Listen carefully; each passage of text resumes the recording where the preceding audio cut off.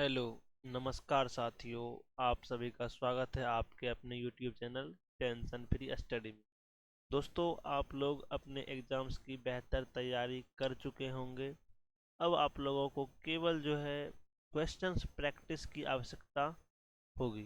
तो हम आपके लिए मोस्ट इम्पोर्टेंट प्रश्न लेकर आए हैं साइंस का, और उसमें भी जो है स्पेशल बायोलॉजी का है। और ये जो प्रश्न हम अभी लाए हैं ये पिछले वर्षों के कई बार एग्जाम में पूछे गए प्रश्न हैं, और आगे भी आपके आने वाले एग्जाम्स में पूछे जाने की संभावना रखती है। तो चलिए हम लोग अपने क्वेश्चंस को स्टार्ट करते हैं। आप लोग जो है ध्यान से क्वेश्चंस का जवाब दीजिए, और वीडियो के कमेंट बॉक्स में लास्ट में जो है बताइए कि आप लोग कितना स्कोर पर कर पाए, कितना क्वेश्चंस आप लोग सॉल्व कर पाए। तो आपका फर्स्ट क्वेश्चन आ जाता है। फर्स्ट क्वेश्चन है कि मानव हृदय कितने कोष्ठकों में विभक्त है। तो आप सभी जानते हैं कि मानव कोष्ठक जो है चार कोष्ठक में क्या है, चार कोष्ठक में विभक्त है। नेक्स्ट क्वेश्चन है कि डेंगू रोगी में रक्त के किस घटक की कमी होती है। तो डेंगू रोगी जो होता है उसमें प्लेटलेट्स की कमी होती है, जिसके कारण वे और अधिक बीमार पड़ जाते हैं और बचने की संभावना बहुत कम होती है।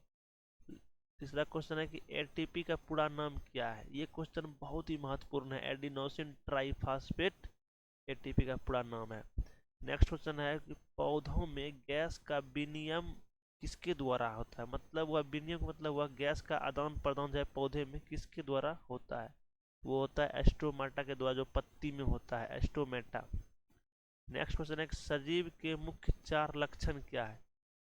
सजीव के मुख्य चार लक्षण, कि सजीव कोई भी जीव कैसे होगा उसका चार लक्षण बताइए। तो पहला है श्वसन, दूसरा है उत्सर्जन, तीसरा है प्रजनन, और लास्ट में चौथा है वृद्धि।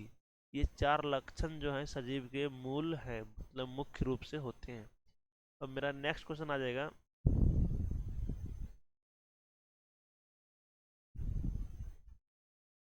नेक्स्ट क्वेश्चन आपका आ जाएगा। नेक्स्ट क्वेश्चन, कोशिका के चार कोशिकांग का नाम लिखें। तो कोशिका के चार कोशिकाओं का नाम माइटोकॉन्ड्रिया, लवक, राइबोसोम, कोशिका द्रव्य, ये चारों हो जाएगा। तो आप इन्हें ध्यान से जरूर याद रखिए। अब नेक्स्ट क्वेश्चन आपका आ जाएगा।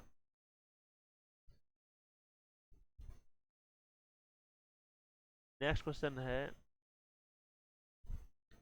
कि निम्न में निम्न नर युग्मक कौन है। निम्नलिखित में नर युग्मक कौन है। ये शुक्राणु जो होता है नर युग्मक होता है। अंडाणु ये नर युग्मक नहीं है, ये मादा युग्मक है। योनि भी नहीं है, फेलोपियन नलिका भी नहीं है। तो नर युग्मक में आएगा शुक्राणु। जिब्रेलिन क्या है। तो जिब्रेलिन एक जो है पादप हार्मोन है, पेड़ पौधा में हार्मोन पाया जाता है जिब्रेलिन। नेक्स्ट क्वेश्चन है कि पादप में फ्लोएम उत्तरदायी है। तो फ्लोएम एक उत्तक है। फ्लोएम क्या है, एक उत्तक है। तो पादप में फ्लोएम जो है जल खनिज नहीं, पादप में फ्लोएम जो है पेड़ पौधे में जो है वो भोजन को जो है ऊपर से नीचे, नीचे से ऊपर की ओर पहुंचाता है। ये तीनों ऑप्शन सही हो जाएगा, और ये डी गलत आपका होगा। उत्तरदायी किसके लिए है, भोजन पहुंचाने के लिए, एमिनो अम्ल संवहन के लिए, और ऑक्सीजन का वहन करने के लिए। और एक जाइलम उत्तक होता है जो जल का वहन करता है। यहाँ पे फ्लोएम है तो जल नहीं होगा, ये वाला नहीं होगा। जल संवहन के लिए जाइलम, और जाइलम और अन्य भोजन हो गया या अन्य किसी पदार्थ को पौधे में पहुंचाने के लिए, खनिज खनिज को पहुंचाने के लिए वो फ्लोएम उत्तरदायी होता है। नेक्स्ट क्वेश्चन है कि पत्तियों का मुरझाना किस हार्मोन के कारण होता है। तो वो जो है जिब्रेलिन हार्मोन कारण जो है किसी भी पेड़ पौधे की पत्तियां जो है मुरझा जाती है। नेक्स्ट क्वेश्चन है कि दो तंत्रिका कोशिका के मध्य खाली स्थान को कहते हैं। तो दो तंत्रिका कोशिका के मध्य खाली स्थान को सिनेप्स कहते हैं। अब आपका नेक्स्ट क्वेश्चन आ जाता है कि अलैंगिक जनन मुकुलन द्वारा होता है, किसमें होता है।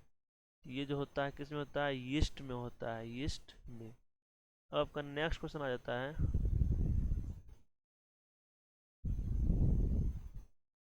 नेक्स्ट क्वेश्चन है कि विटामिन ए की कमी से होने वाले रोग का नाम लिखें। तो ये जो है बहुत ही महत्वपूर्ण बड़े बड़े कॉम्पिटिटिव एग्जाम में पूछे गए प्रश्न हैं।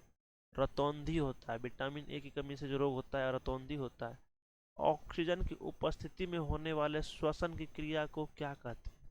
अब कह रहा है जो श्वसन की क्रिया ऑक्सीजन की उपस्थिति में होगा उसे क्या कहते हैं? तो उसे ऑक्सी श्वसन कहते हैं। ऑक्सीजन की उपस्थिति में हुआ तो ऑक्सी श्वसन, और ऑक्सीजन की अनुपस्थिति में होगा तो अनॉक्सी श्वसन होता है। अब नेक्स्ट क्वेश्चन है कि मानव में दो उत्सर्जी पदार्थ का नाम लिखिए। एक मल हो गया, एक मूत्र हो गया। ये सब तो आसान क्वेश्चन है, आप लोग आसानी से जवाब दे सकते हैं। नेक्स्ट एक परितंत्र में अपघटकों की भूमिका बताएं।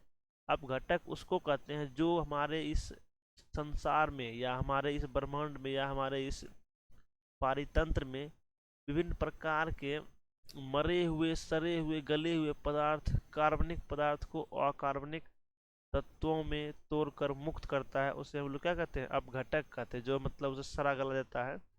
पारितंत्र में जो भी सड़े गले पदार्थों को, मरे हुए पदार्थों को गला देता है, मिट्टी में मिला देता है और अकार्बनिक तत्व में मिला देता है, उसको हम लोग बोलते हैं पारितंत्र में अपघटक। उसी को हम लोग बोलते हैं अपघटक। नेक्स्ट क्वेश्चन आपका है कि अमीबा जो है, अमीबा में गति किस भाग से होती है? तो वो कूटपाद से गति होती है, वह जो अपना स्थान परिवर्तन करता है। नेक्स्ट क्वेश्चन है कि परिसंचरण तंत्र से आप क्या समझते हैं?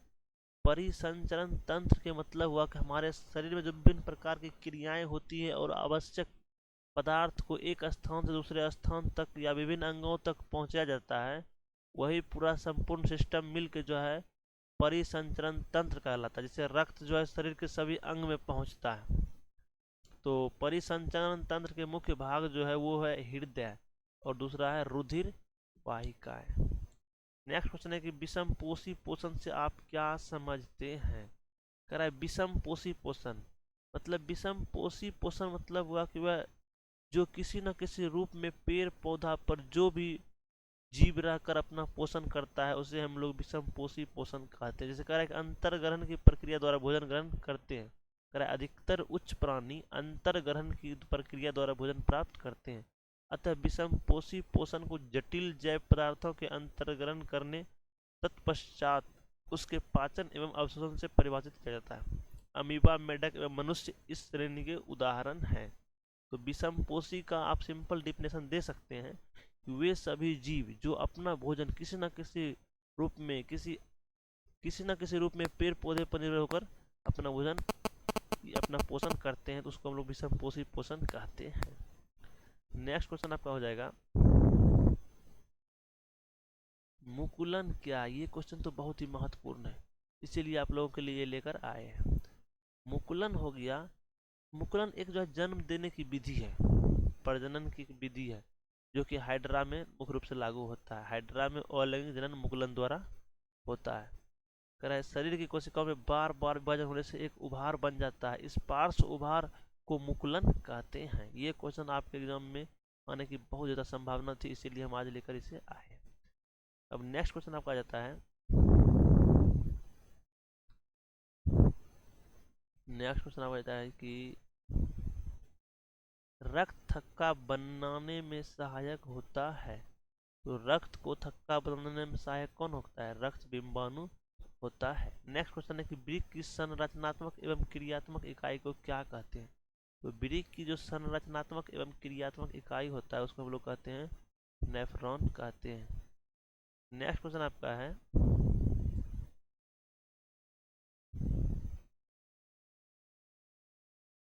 एक कोशिकीय, नेक्स्ट क्वेश्चन ये आपका है कि एक कोशिकीय शैवाल में जल का परिवहन डैश द्वारा होता है।